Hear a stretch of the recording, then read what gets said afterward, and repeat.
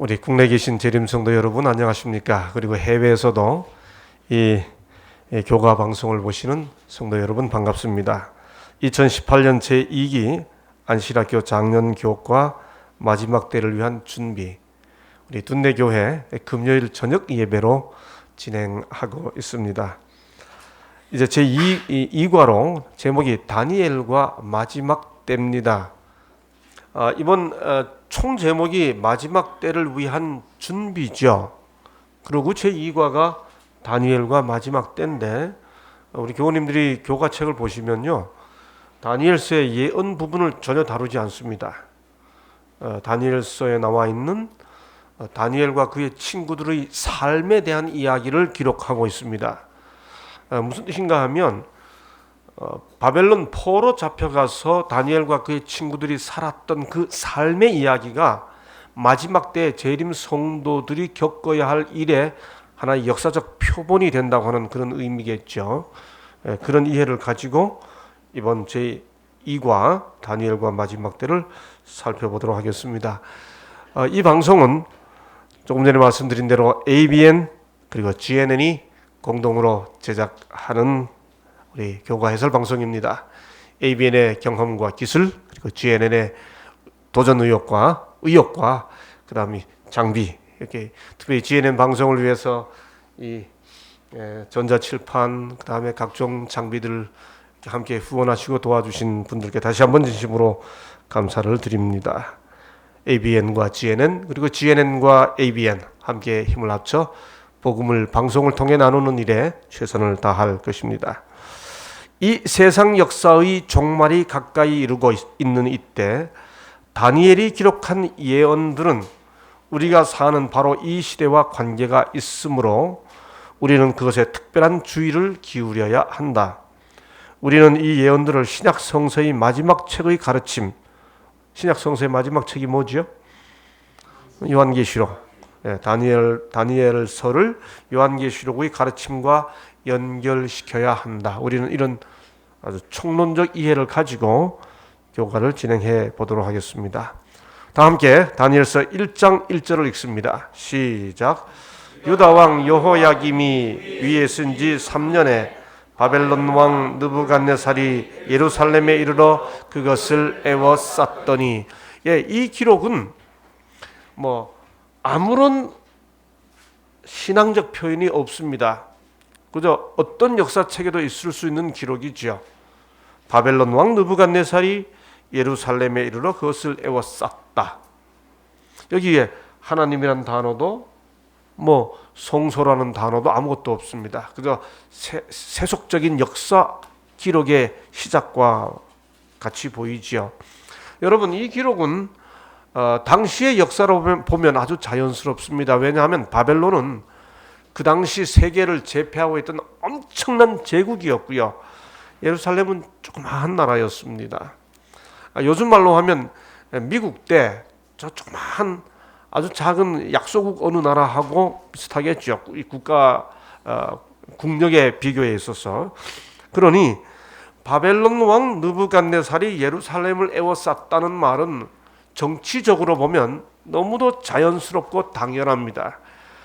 그런데 이 구절을 그렇게 보지 않고 영적으로 이해하면 이 구절은 충격입니다. 왜냐하면 고대의 도시는 다, 특별히 바벨론과 예루살렘은 하나님을 섬기는 도성과 우상을 섬기는 도성의 아주 대표 도성이기 때문에 그렇죠. 바벨론은 우상 숭배의 도성이고 예루살렘은 하나님을 섬기는 도성인데, 우상을 섬기는 바벨론 왕이 하나님을 섬기는 예루살렘에 와서 그걸 에워쌌다.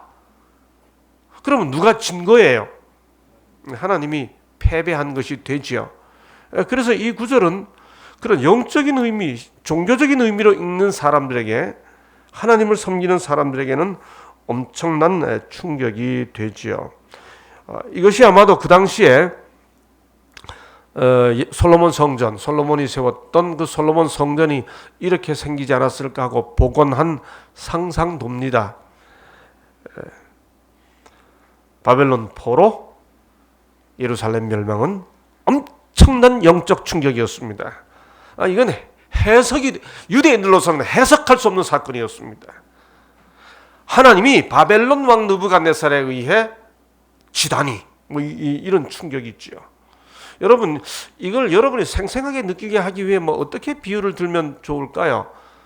아주 전세 내놓고 집 팔고 해서 헌신해가지고 예배당 짓고 헌당 드렸더니 주변에 어떤 다른 종교를 믿는 분들이 쳐들어와가지고 어느 날 막 칼을 들고 약탈하고 불을 지르고 가버렸다. 이럴 때 그분들이 이렇게 헌당 드린 교회가 그렇게 불타버리면 도대체 하나님은 뭐 하셨을까 이런 생각이 들 만큼 그 현대에서도 충격을 받을 터인데, 다른 것도 아닌 솔로몬 성전입니다.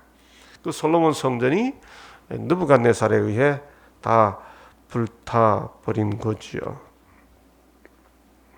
그 바벨론 성전이 불타버린 사건을 상상해서 그린 그림입니다. 그런데 1장 2절을 보면 그 엄청난 1장 1절이 말해주는 그 엄청난 충격에 대해 어떻게 그런 일이 생겼을까라고 생각하는 우리들에게 1장 2절이 답을 주지요. 주께서 그의 손에 붙이심에. 여러분, 이게 설명이 되시나요? 이게 해답이 되세요? 1장 1절에 예루살렘 성전이 바벨론 왕에 의해 파괴되고 불탔다 하는 것도 충격인데 왜 어떻게 그런 일이 생겼을까 하니까 2절이 대답하기를 하나님이 그렇게 허락하셨어, 이렇게 말하는 겁니다. 이게 답이 돼요? 이거 아무 생각하지 않고 아멘하고 읽으시는 분들은 아주 믿음이 깊거나 아니면 별 생각이 없으시거나 조시거나 셋 중에 하나입니다. 그렇죠? 바벨론 포로를 통해 하나님께서 그 일을 허락하셨다는 거예요. 이게 무슨 뜻일까? 저는 개인적으로 그래서 다니엘 1장 3절 이하는 모두 다 모든 내용이 사실은 다니엘 1장 2절을 설명해 주고 있는 것이다, 그렇게 표현하기를 좋아합니다.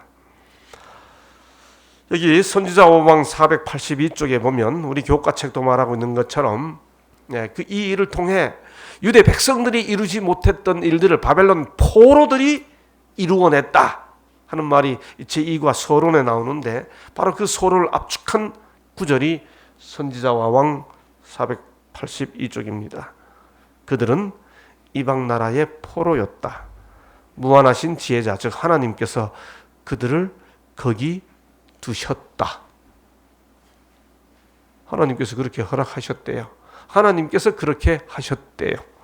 하나님께서 포로들을 바벨론에 있게 하셨답니다.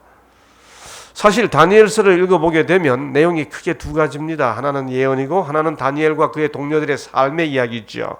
포로 잡혀갖고 우리가 아이들에게 많이 이야기해주는 우상에 절하라는 이야기, 그 다음에 사자굴 속에 들어갔던 이야기, 이런 이야기들이 나오죠. 오늘 교과는 이번 주 교과는 예언에 관한 부분이 아니고 바로 이 다니엘의 삶에 관한 이야기입니다. 다니엘과 그의 친구들이 어떤 모습으로 마지막 때 우리들이 살아가야 할 모습에 전형이 되고 교훈이 되는가 하는 것들을 말해주는 거죠. 자, 일요일 소지입니다. 지극히 작은 것에 충성함. 포로로 잡혀간 다니엘, 그들이 어떤 사람들이었는지를 다니엘서 1장은 소개해 주죠. 교과책에는 없습니다만 그들은 어떤 사람들이었는지 소개하는 첫 번째 내용이 3절부터 나오죠. 왕이 환관장 아스브나스에게 명하여 이스라엘 자손 중에서 모든 재주를 통달하며 지식이 구비하며 학문에 익숙하여 왕궁에 모실 만한 소년을 데려오게 하였고, 포로가 되어도 이방 왕에게 잡혀갔을지라도 실력이 있으면 이렇게 이방 왕에게 선발되어 국립 장학생이 되어 교육을 받을 특권을 누리게 되는구나. 그렇죠? 심지어 포로가 되더라도 재주를 통달하고 지식이 구비하며 학문에 익숙하여라고 합니다. 이지 와이슨 바로 이 점, 바벨론과 그의 친구들이 이렇게 재주를 통달하고 지식이 구비하며 학문에 익숙했다는 바로 이 사실을 오늘날 재림 청년들에게, 재림 성도들에게 적용해서 이렇게 말합니다. 하나님께서 인간에게 빌려주신 은사들을 개발시키고 강화시키는 일은 각자가 해야 할 사명이다. 그러나 너무나 많은 사람들이 빈약한 지식, 보잘것없는 달성으로 만족하며 간신히 합격할 수 있는 정도의 실력으로 만족해야 한다. 다니엘과 같은 인물을 찾아보기 힘들게 되었다. 포로로 잡혀가더라도 이렇게 다니엘과 같이 되면 포로로 잡아간 나라에 장학금 받고 준비하게 되는, 선발될 수 있는 기회를 누리게 된다고 하는 거죠. 마지막 때를 위한 준비. 우리가 다니엘과 같은 상황들이 생길 때, 유대인 포로 같은 상황이 생길 때 오히려 다니엘처럼 그 포로 잡아간 이들에게 선발되어 특권을 누리려면 재림 성도들이 간신히 합격할 수 있는 정도를 넘어서는 준비가 필요한 거죠. 이게 재림을 위한 준비라는 거예요. 그 영역이 무엇이든 간에. 그렇죠? 저는 개인적으로 늘 이 다니엘서가 말해주는 이 3절과 4절의 이 의미가 우리 젊은이들에게 깊이 좀 각인되기를 늘 강조하고 소망합니다. 우리 교과책은 이 제 일요일 소식 첫 번째 요일의 제목이 지극히 작은 것에 충성함인데, 포로로 잡혀간 다니엘과 그의 친구들이 이 교과책이 소개해주는 첫 번째 모습은 작은 것에 충성하는 모습이에요. 그 작은 것에 충성했다. 사실 엄격히 말하면 모든 일에 충성했어요. 네, 작은 일에 마저도 충성했는데 이 교과책 저자는 그 먹는 일에서 마저도 막 그렇게 이제 강조해주고 있습니다. 그게 바로 이거지요. 다니엘은 뜻을 정하여 왕의 진미와 그의 마시는 포도주로 자기를 더럽히지 아니하리라. 많은 분들이 이렇게 먹는 것에 너무 초점을 맞추는데요. 사실 다니엘이 뜻을 정한 것은 뭐 하지 않기로 뜻을 정한 거예요. 먹지 않기로 뜻을 정한 게 아니고 뭐 하지 않기로, 더럽히지 않기로 뜻을 정한 거예요. 그것이 먹는 것일 수도 있고 입는 것일 수도 있고 말하는 것일 수도 있고 심지어 생각하는 것일 수도 있죠. 그때 그 당시 다니엘에게 다가왔던 시험은 먹는 것으로 다가온 것입니다. 마지막 때를 위한 준비, 다니엘의 삶 속에서 우리가 배워야 할 중요한 교훈은 우리가 뭐 하지 않기로 뜻을 정하는 거예요. 더럽히지 않기로 뜻을 정하는 겁니다. 여러분, 우리가 날계란 이렇게 깨가지고 이렇게 열어보면 그 날계란 이렇게 덮고 있는 하얀 막이 있죠. 그죠, 유 집사님? 집사님한테 물어보면 제일 정확하겠네. 맞죠? 토마토 먹고 크는 토닥토닥. 그렇죠? 그 날계란 이렇게 덮고 있는 그 하얀 막이 얼마나 연해요. 그렇죠? 조금만 건드리면 탁 터질 것 같잖아요. 저는 종종 우리가 이 거친 세상에서 더럽히지 않기로 살아가는 그게 마치 이 날계란 덮고 있는 하얀 막 같은 느낌이 들어서 너무 쉽게 다쳐. 우리가 참 보호해줘야 하죠. 그렇죠? 이 일을 위해서 뭐 할 필요가 있어요? 뜻을 정하는 게 필요하죠.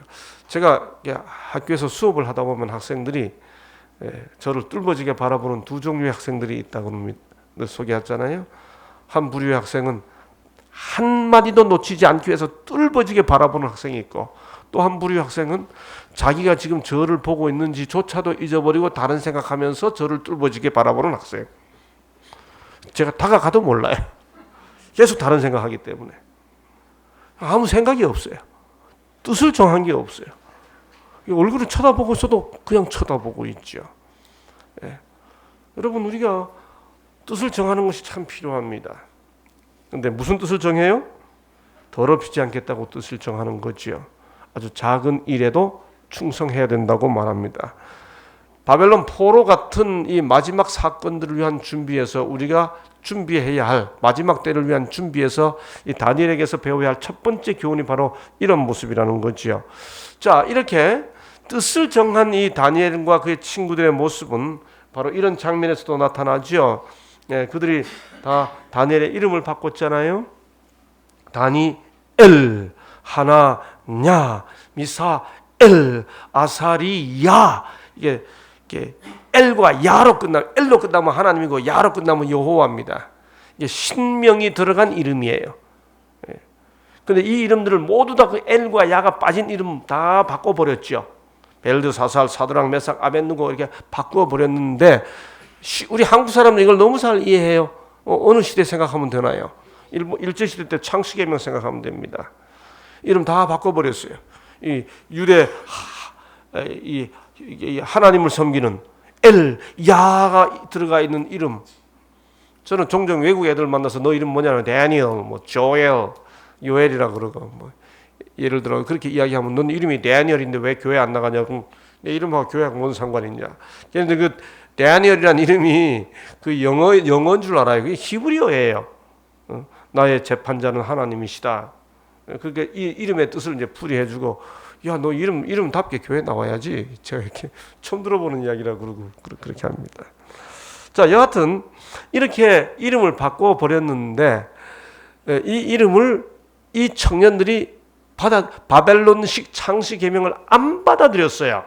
그래서 우리가 여러분 성경을 살펴보시면 다니엘 7장 15절, 28절, 8장 1절, 15절, 27절, 9장 2절, 10장 2절 등등해서 다니엘이 자기를 호칭할 때 한 번도 자기를 나 벨드사살이라 안 해요. 언제나 자기를 뭐라 불러요? 나 다니엘 이렇게 불러요. 심지어 설명이 필요할 때는 뭐라고 설명하는가 하면 벨드사살이라 이름한 다니엘이 이렇게 표현합니다. 그 말이 무슨 뜻인가 하면요, 너희들이 내 이름 바꿔서 벨드사살이라 부르지 그런데 그 이름 사실 다니엘이야, 그 뜻입니다. 그러니까 다니엘은 뜻을 정하여 바꾼 이름도 받아들이지 않은 거죠. 소위 바벨론식 창시 계명을 안 받아들인 거예요. 그래서 보세요, 4장 9절에 보면 다니엘의 이름을 벨드사살로 바꾸어 놓은 느부갓네살은 다니엘을 박수장 벨드사사라 이렇게 부릅니다. 그러나 조금 전에 말씀드린 것처럼 다니엘은 그렇게 설명이 필요할 때라도 벨드사살이라 이름한 다니엘이라고 자기 이름을 딱 지키죠. 그러니까 정권이 바뀌어서 바벨론 다음에 페르시아 제국이 되었을 때 페르시아 제국의 왕인 다리오가 뭐라고 불러요? 시대 역사 시간이 많이 흘렀는데도 다니엘을 사시는 하나님의 종 다니엘아 이렇게 부릅니다. 작은 일에 충성한 다니엘이 이런 데까지 자기를 딱 지키고 있는 모습을 보게 됩니다. 멋있습니까? 멋있어요. 각 시대를 통하여 하나님께서는 다니엘과 같이 자기들이 하나님의 특별한 백성임을 고백하기를 부끄러워 아니하는, 바로 이겁니다. 어떤 분들은 교회 할 때 꼭 서류 봉투에 성경 넣어주는 분들 계시더라고요. 그게 이렇게 신사분들 중에 그게 그 성경 들고 가는 게 좀 부끄러우니까 친구들 만날까봐 서류 봉투에 넣어서 어디 출근하는 것처럼 하고 교회 오시는 거예요. 저 그런 분 봤어요. 자기들이 하나님의 특별한 백성임을 고백하기를 부끄러워 아니하는 작은 일에 충성된 모습. 그것이 우리가 다니엘에게서 배워야 할 첫 번째 모습입니다. 월요일 소지로 넘어갑니다. 제목은 다니엘의 겸손입니다. 다니엘은 참 겸손했어요. 여러분, 아주 신앙이 높고 우리 교회에 대한 확신이 아주 특별한 분들 중에 조금 부담되는 분들 계신가요? 우리 교회 신앙 아주 재림교회는 진리교회라고 확실하게 믿는 분들 중에 조금 대화하기 좀 부담되는 분들이 있나요? 여기 아무도 안 만나보셨나 봐요, 그런 분들. 저는 종종 그런 분들 뵈요. 우리 교회에 대한 확신이, 구원의 확신이 크고 진리에 대한 확신이 크면 조금 인간적 관계를 맺기가 힘든 분들이 생길 수 있습니다. 신앙의 확신이 인간적 예의와 반비례하는 거죠. 여러분, 그런데 여기 보세요. 다니엘은 하나님께서 자기를 지켜준다는 확신이 참으로 넘치고, 한 번도 바꾸는 이름도 용납하지 않을 만큼 자기 정체성이 분명했는데, 하나님이 자기를 지켜준다, 포로 잡혀갔을지라도 하나님이 자기와 함께한다는 확신이 넘쳤는데, 그때 음식물 가지고 위협받을 때 왕들을 탁 바라보면서 그 신하를 바라보면서 당신들 지금 나 포로 잡아왔다고 지금 나 우습게 보는 것 같은데 하나님이 지금 내 뒤에 계신데 그렇게 안 하는 게 좋을 거라고 이렇게 하지 않았어요. 우리 재림 성도님들 중에 확신이 넘치면 하다 얘기하다가 안 되면 당신 재림 때 보자고 그러고 오시는 분이 있죠. 네, 뭐라고 이야기하나요? 구하오니, 청하오니, 처분하소서 이렇게 말합니다. 아주 젠틀합니다. 이렇게 한 이 다니엘의 모습에 대해 이지화에서는 특별히 이렇게 설명합니다. 잘 보세요. 다니엘은 원로들과 청년들 모두에게 지극히 완벽하게 예의를 나타냈다. 다니엘은 왕의 상의 진미를 먹으라는 요청을 받았을 때 식욕 속에 빠지지 않으며 자기가 기뻐하는 대로 내 먹고 싶은 대로 먹겠다고 그런 결심을 나타내지 않고 반항적인 말 한마디 없이 그는 하나님께 그 문제를 맡겼다. 그 다음 참된 용기와 그리스도인 예절로서 용기와 예절이 함께 쌍을 이루고 있습니다. 신앙적 확신과 따뜻한 인간미가 함께하는 재림 성도. 이게 마지막 때를 위한 준비라는 거예요. 마지막 때를 준비한다고 하면 다른 사람들이 자꾸 심판받는 느낌이 들게 할 수 있습니다. 네. 당신 아직 뭐 하고 있냐고 이렇게 말만 안 하고 바라보는데 사람을 은근히 이렇게 평가하고 있는 듯한 느낌이 들게 할 수 있지요. 신앙의 확신이 넘치고 하나님이 나와 함께 한다고 하는 소신이 분명할수록 그럴 수 있습니다. 그런데 그 분명한 확신을 예절로 나타냈습니다. 이 교가 저자는 두 번째 월요일 소재에서 마지막 때를 위한 준비에서 다니엘의 이런 모습에서 우리들이 배워야 할 것이 있다고 말해 주는 겁니다. 이게 마지막 때를 위한 준비라는 거예요. 자, 특별히 다니엘 2장에서 꿈 내용을 밝혀줄 때 이야기입니다. 여러분, 우리 중에 누군가가 나가와 정장로님, 제가 어젯밤에 무슨 꿈을 꿨습니까? 이렇게 물으면 얼마나 황당해요. 사실 왕이 무슨 이상한 꿈을 꿨다는 것만 기억에 남고 내용을 다 잊어버렸잖아요. 그래서 꿈과 해석을 알려달라고 이렇게 말하죠. 여러분 나중에 보면 꿈을 알려줬는데도 사장에 가보면 해석 못하고 나중에는 글씨도 못 읽어요. 이 사람들이 사실. 근데 맨 처음 경우에 꿈마저도 알아내라 그러잖아요. 이럴 때 다니엘이 그 남이 꾼 꿈을 알아듣죠. 이럴 때 누구라도 어떻게 할 수 있어요? 내가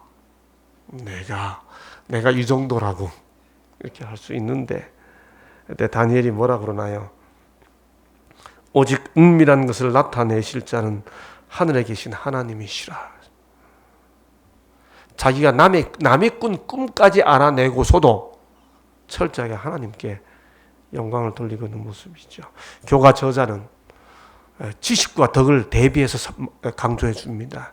우리 중에 다니엘서 진리를 다 깨닫고 요한계시록 진리를 다 깨닫고 난 다음에 연도 외우고 난 다음에 그런 거 가지고 비밀을 나 혼자 깨달았다고 이상을 나 혼자 깨달았다고 다니엘도 그렇게 하지 않았는데 우리가 다니엘이 전해준 이상을 우리가 배워서 깨닫고 난 다음에 나 혼자 깨달았다고 교만하지는 않았는지 생각해 보자는 거죠. 그게 마지막 때를 위한 준비라는 겁니다. 우리가 해야 할 준비는 그런 거라고 지금 교가 저자는 강조해 주고 있는 거죠. 화요일 소지 금 신상입니다. 여러분 다니엘 2장 끝에 보면 느부갓네살 왕이 다니엘의 해석을 듣고 하나님한테 신앙 고백했나요? 했어요, 안 했어요? 했습니까, 안 했습니까? 했죠. 한데 조금 시간 지난 다음에 금신상 만들죠. 왜 금신상 만들었어요? 전 집사님. 우리가 다 잘 알고 있는 대로 머리만 금이라 그러니까 처음에는 하나님 했다가 가만히 생각해 보니까 그 다음 은이었거든요. 정신 차리고 생각해 보니까 가만히 있어봐 머리만 금이잖아. 그럼 어떻게 된다는 말이야 이 말이? 이게 이제 정신이 든 거죠. 그 나라의 박사들은 이 말과 그가 우상 숭배로 되돌아온 것을 이용하여 왕이 꿈에 본 우상과 비슷한 우상을 만들어 그의 나라를 대표하는 것으로 해석된 금머리를 모든 사람이 바라볼 수 있는 곳에 세울 것을 제의하였다. 아차만은 제2의 기뻐한 왕은 원형보다 더 나은 것을 만들고자 했다. 그의 우상은 머리에서 발까지 같이 있어서 저하되지 알아야 했고 영원 불멸의 강대국으로서 처음부터 끝까지 바벨론을 상징하도록 전부 금으로 만들려고 했다. 하나님은 분명히 머리만 금이라고 그랬는데 아예 다 금으로 만들어 가지고 계속해서 바벨론이 이어지기를 원했죠. 그러나 못 만드는 게 있죠. 공중에서 뜨인 돌을 어떻게 금 갖고 만들어요? 어차피 공중에서 뜨인 돌이 날아오는데. 그렇죠? 여하튼 전부 다 금으로 만들었습니다. 여러분, 교관은 이렇게 만들고는 절하라 그러죠. 여기 엎드려 느부갓네살 왕의 세운 금신상에게 엎드려 절해라. 여러분, 모두가 다 절할 때 혼자 우뚝 서 보셨어요? 그런 거 안 해보셨어요? 여러분, 고등학교 때 예를 들어 우리 시대는 교련복이라는 게 있었잖아요. 교련 시간에 다 교련복 입고 나가는데 혼자 체육복 입고 나가면 그게 얼마나 불안한지 겪어보셨어요? 예? 예비군 훈련 오라 그랬는데 다 예비군 훈련복 입고 왔는데 혼자 양복 입고 갔을 때 얼마나 불안한지 겪어보셨어요? 다 엎드릴 때 혼자 우뚝 서 있는 게 저는요, 종손이기 때문에 제사 지낼 때마다 처음에는 그게 얼마나 어려운지 제가 실감했습니다. 이제는 뭐 이렇게 아주 익숙해져 가지고 전혀 매해 10월 3일에 온 가족들이 모여 전사 지낼 때 딱 서 있으면 딱 이 세 사람이 서 있습니다. 이 절하라고 그럽니다. 여러분, 그런데 이 다니엘 3장에 나오는 이 사건은 요한계시록 13장 마지막 때를 위한 준비에 동일한 사건을 겪게 될 것을 나타내 준다고 하는 거죠. 이쪽에 보면 땅에 거하는 자들, 땅에서 올라온 새끼 양 같은 짐승이 온 땅에 거하는 자들을 미혹하여 땅에 거하는 자들에게 이르기를 칼에 상하였다가 살아난 짐승을 위하여 우상을 만들라 하더라. 저가 권세를 받아 짐승의 우상에게 경배하지 아니하는 자는 몇이든지 다 죽이게 하더라. 무슨 말입니까? 마치 그때 강제로 섬기게 했던 것처럼 마지막 때도 억지로 섬기게 하는 일이 이슈가 될 것임을 이야기하고 있죠. 억지로 절하게 했을 때 절하지 않았던 세 사람의 모습이 이런 일이 일어날 때 절하지 아니할 우리들을 위한 준비가 돼야 한다고 하는 겁니다. 대쟁투의 초점은 그래서 흔히 뭐라고 이야기하나요? 경배라고 그러잖아요. 누구를 섬길 것인가가 대쟁투의 초점이라고 하지 않습니까? 첫 번째는 견뎠어요. 그런데 가장 힘든 거는 뭐예요? 두 번째 기회죠. 한 번 더 기회 줄게. 지금이라도 절해. 살려줄게. 요거 이기는 거 참 힘들죠. 그때 했던 유명한 대답. 우리를 극렬히 타는 풀무 가운데서 능히 건져내시겠고, 뭘 믿었어요? 풀무불 가운데서 건져낼 걸 믿는 것은 뭘 믿는 겁니까? 네? 기적을 믿는 거죠. 하나님께서 그렇게 하실 수 있다는 걸 믿는 거죠. 근데 그 다음에 나오는 말, 그리 아니하실지라도 풀무불에 들어가면 불에 타면 죽게 돼 있어요? 아니, 안 죽게 돼 있어요. 죽게 돼 있어요. 죽더라도 그 말이잖아요. 그렇죠? 이게 다니엘과 그의 세 친구들의 가장 놀라운 신앙 고백이죠. 여러분, 그런데 여기서 교과책에는 없지만 하나 다뤄봅시다. 이 다니엘 3장에 다니엘과 그의 다니엘 세 친구들 이야기 나올 때 여기 정작 주인공인 다니엘이 있어요, 없어요? 왜 없어요? 네. 다른 이유가 없습니다. 모두가 다 참석하는 그 순간에 다니엘이 빠질 수 있는 방법은 없어요. 그건 왕이 모독에 조치하지 않는 이상 안 올 수가 없습니다. 다니엘이 아프지도 않았어요. 다니엘은 여러분 아시는 대로 이미 1장에서 건강이 증명됐고 저 끝에 가서 거의 90이 가깝도록 봉사한 건강한 분이에요. 예. 그러므로 왕은 어쩌면 다니엘이 오면 절 안 할 걸 확실히 알았습니다. 예. 그래서 친구들하고 분리시켜 놓은 거지요. 그리고는 딱 얘네들 셋은 절했거든. 다니엘하고 압박하기 위해서 어쩌면 분리시켜 놓았을 것임에 틀림없습니다.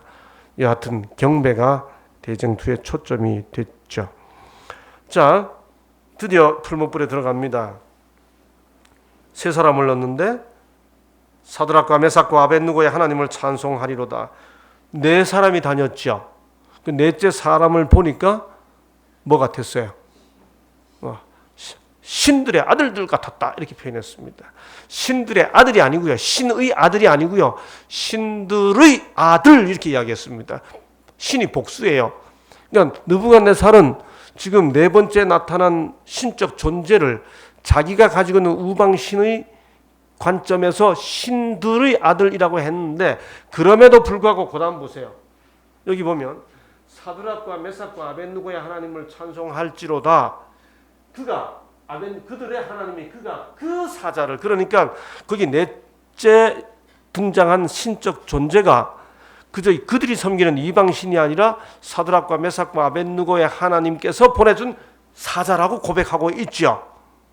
그렇죠? 그러니까 느부갓네살 왕도 안 겁니다. 이게 이방신이 등장한 게 아니고 이들이 섬기는 하나님께서 사자를 보내줬다고 고백하고 있는 거지요. 바벨론 포로들을 통해 메시아를 들었기 때문이죠. 그래서 이들이 바벨론 왕이 메시아에 대한 신앙을 고백하고 있는 모습을 보게 됩니다. 목요일 소지입니다. 저는 수요일과 목요일을 좀 바꿨습니다. 목요일 소지에 보면 다니엘의 충실이라고 번역됐는데, 다니엘이 얼마나 충성했는지를 다니엘 6장 사건으로 설명해 줍니다. 아시는 대로 이제 얼마 동안 나 외에 다른 신들에게 기도하면 사자굴에 집어넣겠다고 그랬죠. 네, 그런데 함께 읽으시겠습니다. 시작. 다니엘이 이 조서에 어인이 찍힌 것을 알고도 자기 집에 돌아가서는 그 방의 예루살렘으로 향하여 열린 창에서 전에 행하던 대로 하루 3번씩 무릎을 꿇고 기도하며 그 하나님께 감사하였더라. 우리 장로님들 한번 대답해 주시죠. 하나님께서 기뻐하시는 기도 방법은 창문 열고 남이 다 보도록 기도하는 건가요? 문 닫고 은밀한 중에 기도하는 건가요? 예, 하나님께서 좋아하시는 기도 방법은 어떤 거예요? 예, 분명히 주님이 말씀하셨어요. 주님이 너는 기도할 때 내 골방에 들어가 문을 닫고 기도하라. 그러니 지금 이때야말로 법이 만들어졌으니까 이때야말로 문 닫고 입을 쓰고 조용히 기도하면 돼요. 하나님 다 아십니다. 그런데 왜 다니엘은 어인이 찍힌 것을, 왕의 조서에 어인이 찍힌 것을 알고 또 창문 열고 기도합니까? 창문 열고 기도하는 게 뭐 그렇게 중요해요? 그 기도 형식이 뭐 그렇게 목숨 걸 만큼 중요한 일입니까? 왜 그렇게 한 겁니까? 하던 대로, 평소에 하던 대로요.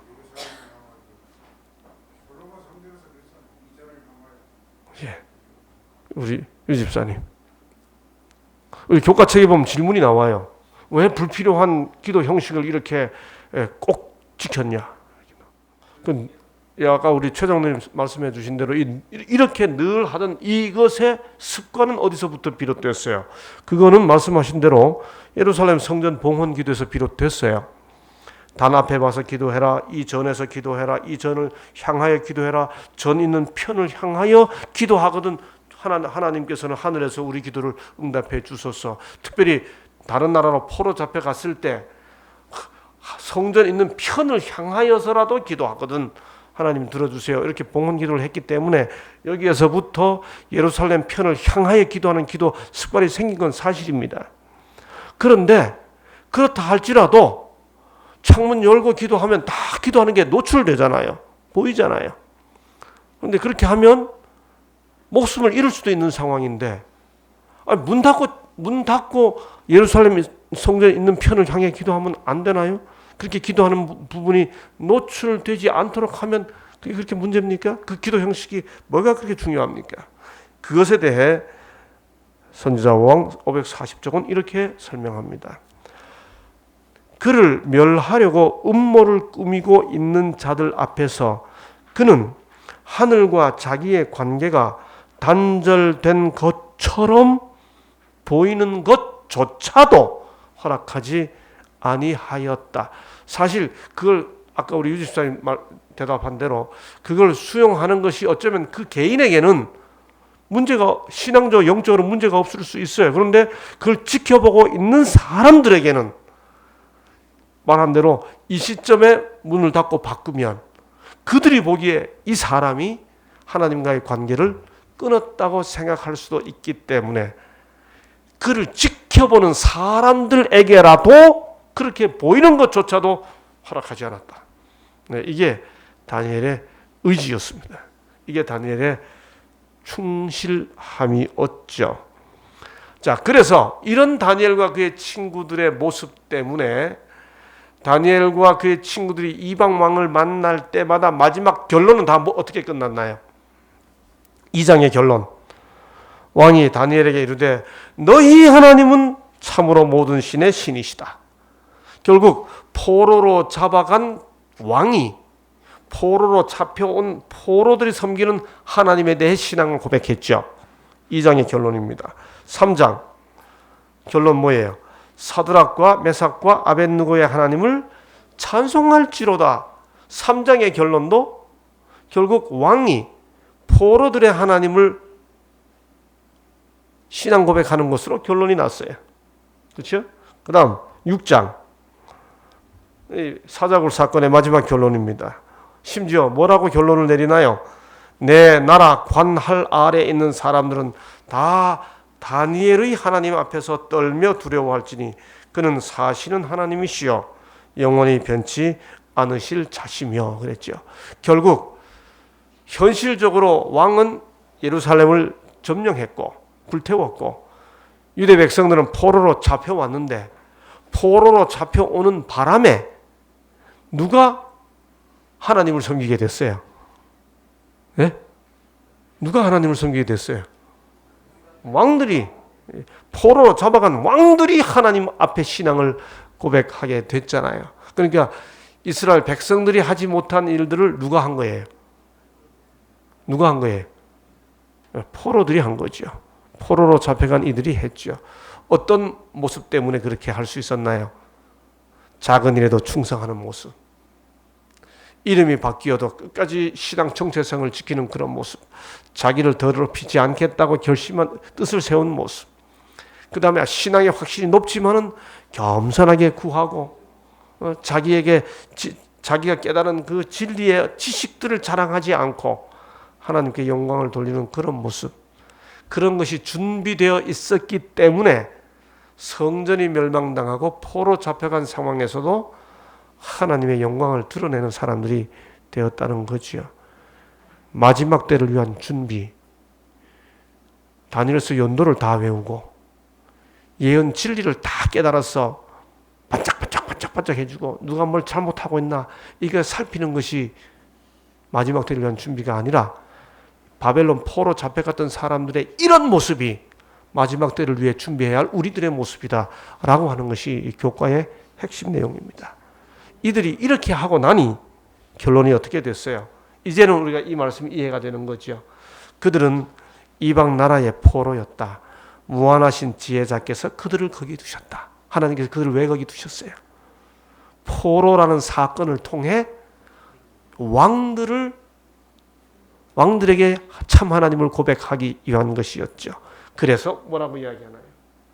선지자 왕 427조 다니엘과 그의 동료들은 세상 열국 앞에 참 하나님을 높일 수 있는 기회를 가졌다. 이겁니다. 여기서 마무리하기 전에 하나만 더 여쭈어보죠. 여러분 다니엘서에 나오는 모든 이상들, 모든 예언들은 그게 다 그 환상이 누구에게 주어져요? 다니엘에게 주어지는데 우리가 너무도 잘 아는 그 신상 예언은 누구에게 주어졌어요? 2장에서. 왜 나머지는 다 다니엘에게 직접 줬는데 왜 그 꿈 이상은 다니엘에게 안 주고 왕에게 주셨을까요? 청장로님. 왜 다른 이상은 다 다니엘에게 직접 줬는데 왜 2장의 그 신상 이상은 왜 다니엘에게 안 주고 왕에게 주셨을까요? 왜 그랬을까요? 여러분 생각해 보세요. 지금 다니엘은 포로예요. 근데 포로에게 꿈을 줬다고 생각해 봐요. 근데 그 꿈의 내용이 뭐예요? 머리만 금이에요. 근데 얘가 꾸고 난 다음에 나 꿈 꿨어. 꿈 꿨는데 신상이 있었는데 신상이 머리만 금인데 그게 바벨론이래. 그런 소리 하고 다니면 미친놈입니다. 포로가 그러고 다니면 역적이에요. 불러다가 죽이면 그만입니다. 그런데 이걸 하나님께서는 왕에게 주시고 그 다음에 놀라운 꿈을 꿨는데 뭐더라 하고 잊어버리게 하시니까 아까 최장로님 말씀하신 대로 호기심을 극대화시켜 놓으시고 그 다음에 그것을 포로에게 꿈과 해석을 주셔가지고 포로를 왕으로 하여금 포로를 환영하고 대접하지 않을 수 없도록 만들어 놓으시잖아요. 다시 말해 포로에 불과한 다니엘을 느부갓네살이라고 하는 당시 제국의 왕의 호기심을 통해 다니엘이라는 포로 청년을 그 제국의 아주 왕권의 중심으로 왕의 총애를 받는 중심으로 진입시키시기 위해 선택하신 하나님의 방법이 왕에게 꿈을 주시고 잊어버리게 하시고 다니엘에게 꿈과 해석을 동시에 주시는 방법으로 역사의 중심으로 포로를 진입시키시기 위해 쓰시는 하나님의 절묘한 방법임을 알 수 있는 거지요. 하나님은 당신의 섭리를 이루기 위해 승리를 이끌어오기 위해 당신의 백성들을 포로가 되도록 허락하시지만 여전히 세상의 주권자는 당신이심을 증거하기 위해 드러내기 위해 그런 섭리를 이루어 가시는 겁니다. 마지막 때에도 하나님께서 우리를 이렇게 지키시니 우리는 하나님께서 절대로 패배하지 않으신다는 사실을 믿고 우리도 바벨론에서 승리했던 다니엘과 그의 친구들과 같은 모습으로 준비하는 것, 그것이 마지막 때를 위한 준비라는 거지요. 그래서 다시 PK 선지자왕 487쪽은 이렇게 말합니다. 바벨론에서 당신을 증거하도록 하기 위해 다니엘을 부르신 것처럼 하나님께서는 오늘날 우리를 세상에서 당신의 증인이 되도록 부르신다. 그렇다면 포로도 문제가 아니고 예루살렘 멸망도 문제가 아니고 다니엘과 그의 친구들 같은 사람이 되어 있으면 포로가 되었어도 오히려 바벨론을 전도하는 사람이 되는 거죠. 우리가 비록 다른 교회보다 작더라도 우리가 연약할지라도 그게 문제가 아니고 우리의 현실이 바벨론 포로 같은 상황이 된다 할지라도 우리가 준비되어 있으면 하나님의 주권을 증거하는 하나님의 종들이 되는 거죠. 문제는 우리가 어떤 사람, 어떤 백성이냐 하는 것이 문제일 뿐입니다. 다니엘과 마지막 때를 위한 준비, 다니엘의 귀한 교훈이 오늘 마지막 때를 준비하는 재림 성도들의 삶을 위한 교훈이 되기를 바라면서 제2과 교과 오늘 여기서 마치도록 하겠습니다. 감사합니다. 기도합니다. 아버지 하나님, 오늘 포로되었던 다니엘과 그의 동료들의 삶을 통해 그들의 준비된 모습을 통해 오히려 엄청난 재난과 패배 속에서도 하나님의 주권이 증거되었던 하나님의 섭리가 이루어졌던 놀라운 섭리를 함께 살펴보았습니다. 마지막 때를 위해 준비하는 재림 성도들의 삶 속에서도 이런 준비가 이루어질 수 있도록 우리들의 마음마다 성령의 감동이 함께해 주시옵소서. 예수님 이름으로 간절히 기도하옵나이다. 아멘.